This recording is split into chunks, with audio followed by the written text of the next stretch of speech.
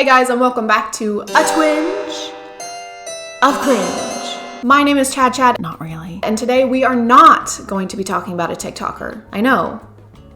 Shocking. But don't worry, we'll still be watching cringy shit. It will just be cinematic cringy shit instead. I've seen this movie a couple times and I'm not going to lie to you, it's probably one of my favorite bad movies of all time. I'll recommend it to people and try and get them to watch it and they end up just watching the trailer and then never talking to me again, which is understandable, I guess. Disclaimer. This is a disclaimer. I'm not making fun of this movie for being low budget or for them obviously having minimal resources. If you're somebody who wants to make movies or if you're somebody who wants to write for movies, I think it's great if you just go out, no matter what you have, no matter what equipment you have, and you just make it, okay? I think that's great. I'm making fun of it because it's awful. It doesn't cost a lot of money to write a good script. Unwanted Presence was released in September 2014 and had an estimated budget of $150,000.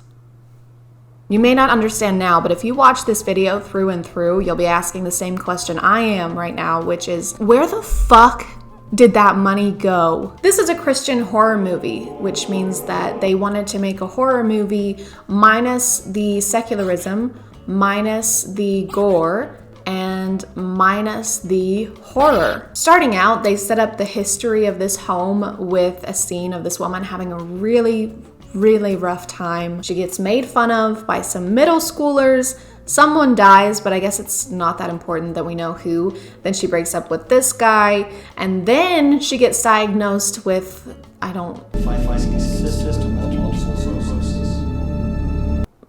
have no fucking idea what he just said, so mesothelioma.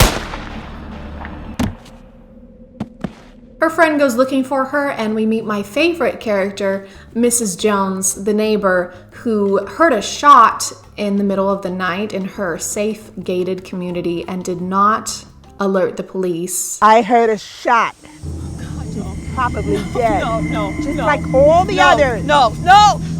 You know how in horror movies they have the prelude, right? They have a scene that shows like the horrifying thing that happened in this house to make it haunted, or the house that's being featured in a horror movie. Then we skip to the new family and they're happy and they're excited to start their new chapter. This movie takes a little bit of a different approach. And by different approach, I mean they thought for some reason that it would be necessary to show us every legal action and step that is taken between the space of the horrifying event taking place and the new people moving into the house. They show her workplace trying to find her, then her friend going to her house, finding her, calling the police taking pictures of the crime scene in fucking jeans, by the way. Then them contacting the lawyer, then getting the POA transferred, then the lawyer calling a realtor to sell the house, then the realtor selling a cleaning crew to clean the house so she can sell the house.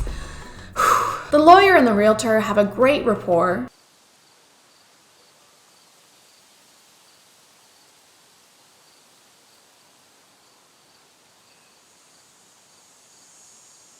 It's great to see you, Preston. It's good to see you too. Been long time no see. How's business? Too long. It's doing great. Great. The realtor, for some reason, hires a regular cleaning crew, Magnum Cleaning. There's a joke there. I just don't feel like putting two and two together right now. Condoms. Ha ha ha ha ha ha. I want to thank you for coming out on such short notice. I just want to warn you, there is a mess in that bedroom. And like smart people, they leave as soon as they see this on the wall.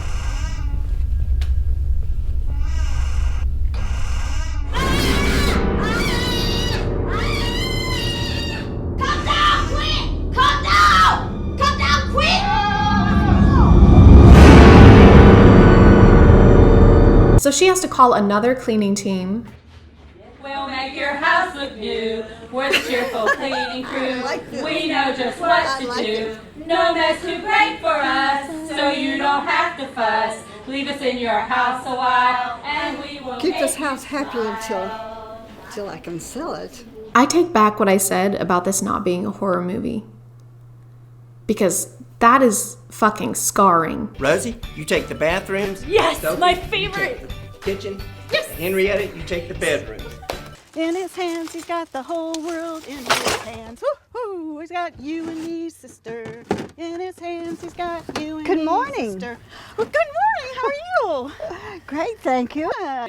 In his hands. Hi, guys.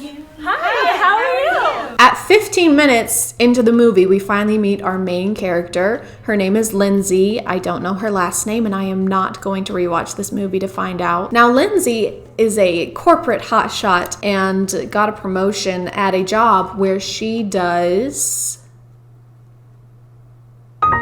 Anyway, she has a new promotion, which means that Lindsay needs to move to wherever the house is that the realtor is trying to sell. You can see where this is going. So she goes to her first day at her new promotion, and these three start shit talking, or I guess the Christian version of shit talking, because this is the most polite gossip I've ever heard. What?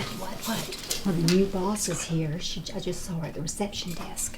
What does she look like? She didn't look like a drill sergeant, though it's too early to tell. But she's very pretty. Nice. She's not at all like I expected. Have you seen our new boss? No, have you? Yes, and she was very nice to me, and she's gorgeous. Oh my God, no way. And I can't wait to have a professional relationship with her. Then Lindsay wants to have a meeting at the new company so she can introduce herself. And this is local. Thank you. Carrie, I'd like to have a meeting, and I'd like to schedule that meeting today at 4 o'clock in the conference room. And please let them know that it is mandatory. Yes, ma'am. Some of the lines in this movie are really like if an alien wrote them, but if that alien was somehow simultaneously literal and very vague. Henry, I would like to buy a bagel, and I would like that bagel to be a bagel. And I want that bagel so that I can eat that bagel. But whatever, at least we'll finally get some detail on what it is Lindsay does for a living, right? Psych! No, we will not. Did you really think that they would put forth the effort to decide what her career actually was? I'm Lindsay Parker, your new executive director. They have better things to do, like convince David, the sound guy from church who wears camouflage cargo shorts every Sunday, to do the CGI for this movie. Right now, we are considered lagging far behind our competitors. Currently, we're 8th place based on current trending. And to accomplish this goal, we have to have a plan and the ability to execute this plan. We will be #1 within the next 24 months. So blah, blah, blah, Lindsay calls the realtor, she buys the house, she moves in same night because that's how it works, and she meets the neighbor, Mrs. Jones. I'm your new neighbor, Lindsay Parker. Hi, Mrs. Jones. And she suspects the house is haunted because there was a lit candle in her house and someone blew air on her.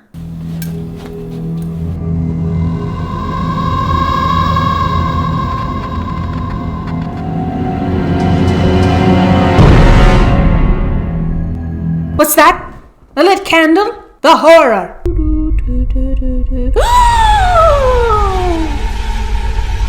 It's a lit candle! There's a lot of plan making in this movie. What about 6 o'clock tomorrow evening? Yeah, I can make that. Okay. Hey, Carrie, are you available for dinner with some other coworkers at my house tomorrow evening around 6 o'clock? I'd like to invite all 3 of you to my home tomorrow night, 6 o'clock for dinner. Carol, I'll pick you up. We'll ride together. Sounds great. Like, so much planning that I'm surprised the ghost didn't call Lindsay up to schedule a time before it started haunting her. Hey Lindsay, it's me. Your girl, the ghost. I was just wondering what your schedule was looking like for Tuesday, around 6 o'clock. Oh, you kill me. Well, no, you can't kill me because I'm already dead because I'm a ghost, but okay. All right, I'll see you then. Okay.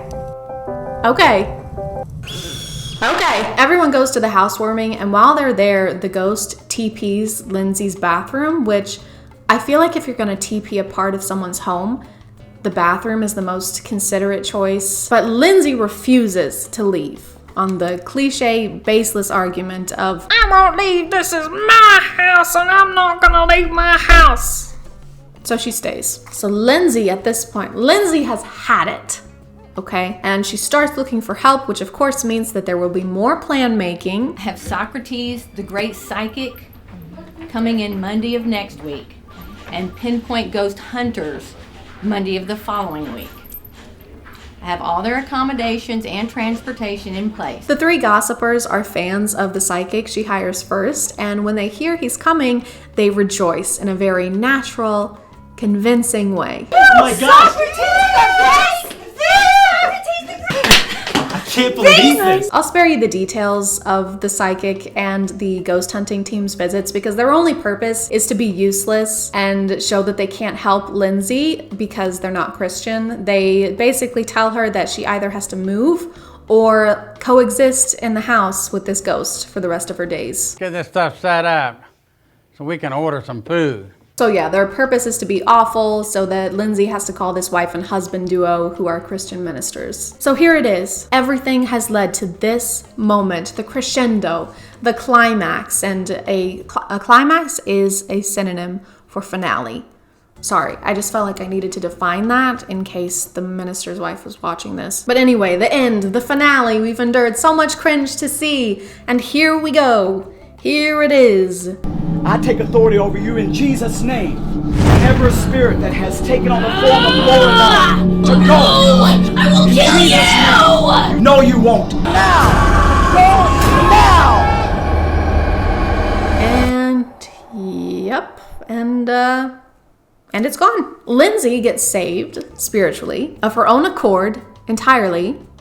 The minister does threaten that the spirit will come back and torment her if she doesn't devote her life to God, but other than that, it was completely her choice. Hi, Mrs. Jones. Thank you for coming. Have you seen any ghosts lately? No, ma'am. Yeah, and that's the end of the movie. You're welcome. Thank you for subscribing, and if you are still here, thank you so much for watching. I appreciate you clicking on my video out of all the videos that are on here, and I will see you next time. Okay, bye.